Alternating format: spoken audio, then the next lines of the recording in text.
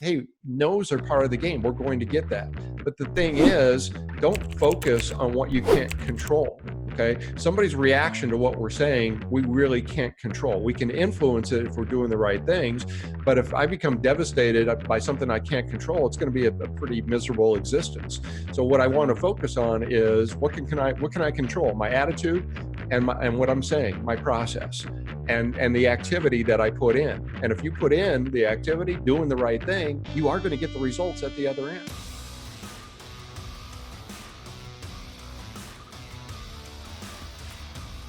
While most people see problems, entrepreneurs, they see opportunities.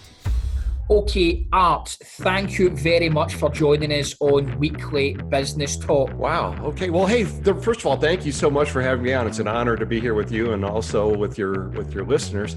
Boy, how much time do you have? Because I can go way back. My first actual paid job was when I was 13 years old. So recently, we had Art Sobczak on the podcast. So first and foremost, the reason why is a huge way to actually do business with anybody is by using the phone.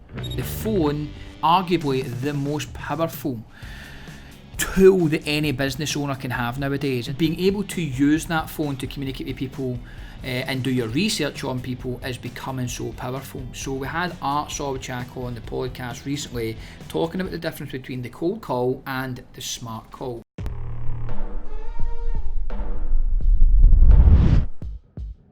And my stance on that is the cold is dead, but the calling is not. And Yes. There's absolutely no reason to place a cold call, which I define as not knowing anything about the person you're calling and then giving them a generic pitch. So everybody gets the same pitch. And many times that pitch is off target because, again, we just don't know anything about the person that we're calling. And people will make silly mistakes doing a cold call. One of the arguments is that it's better to contact people who are targeted, who know about you and you know about them. Cold calling can seem inefficient with your time. Sure, you'll get a lot of phone calls, but you might start going into areas and places and speaking to people that you don't actually want to do business with. The biggest problem with people cold calling or on the phone in general is that they just say dumb things. By saying things such as, I know you're busy, or I know you're probably very busy, this will only take a few minutes of your time. And smart calling, you phone less people, but they're much more targeted, they're much more strategically thought out. There's been some to and fro in terms of research or communication beforehand. So when you do phone them, you've got a better chance of succeeding, and you will never get rejected that way, because even someone that might not need your services right now tends to mean not right now, I don't want it right now, so maybe in the future I'll be interested. Being prepared for objections. And most certainly, anybody selling anything, we should be prepared for how we're going to respond when we get an objection. Now, there's a difference between an objection, which is real, which is a reason why somebody isn't going to do business with you. Typically, a real objection is going to come after we've had some kind of substantive conversation about my offer. So whatever it is that you're selling, I've asked some questions, I made the recommendation, and then they say something like, well, it's just not going to fit with our environment, or the price is too high, which is pretty common. Okay, those are real objections.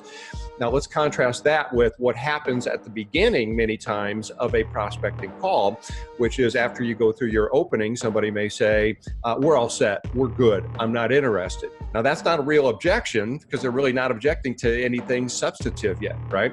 So I call that a resistant reflex response. It's just like if somebody threw something at your head, you'd flinch, and that's just a reflex. Somebody gets a phone call from somebody they don't know, they hear what they think is a pitch or a salesperson, they're going to say, hey, I'm all good.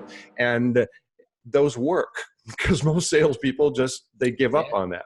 And it means that you can diarise them for 6 months down the line and again reach out to them again, whereas a cold call will be, listen, don't ever phone here again, because your pitch, your presentation, your ask is just it's not bringing any value to anybody. So we had a long conversation about the cold call versus the smart call. There's been a ton learned, and anybody that's reaching people on the phone is essential. You'll make the most money. Trying to chap doors and go and visit people is great, that personal interaction. But when you have a really strong skill set on the phone, you can phone dozens and dozens of people a day.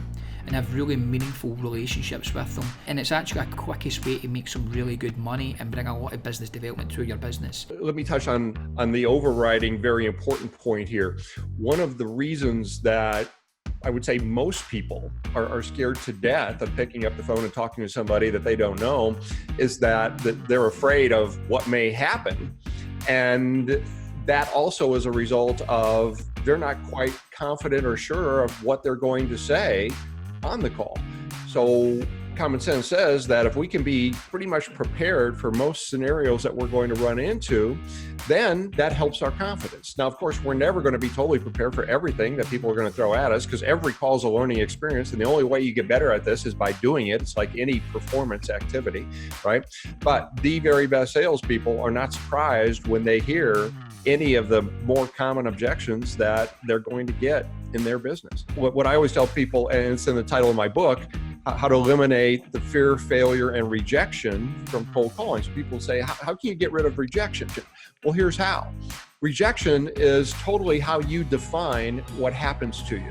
It's not the experience itself. I remember having a phone call with someone who phoned me up. I think they were trying to sell me advertising space, or they were trying to get me into an event, to take a stand at an event. And they phoned me up by initially saying, hi there, we've got this and I think it would really fit your business. Again, probably because they didn't do their research. And almost after me giving them that second to go, okay, tell me a little bit more, they says, well, tell me a little bit about your business. And I thought, we are a fairly large company.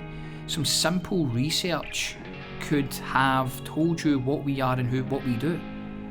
And I immediately thought, why should I spend my time telling you about a business so that you can try and concoct a story and a presentation to then try and sell me something?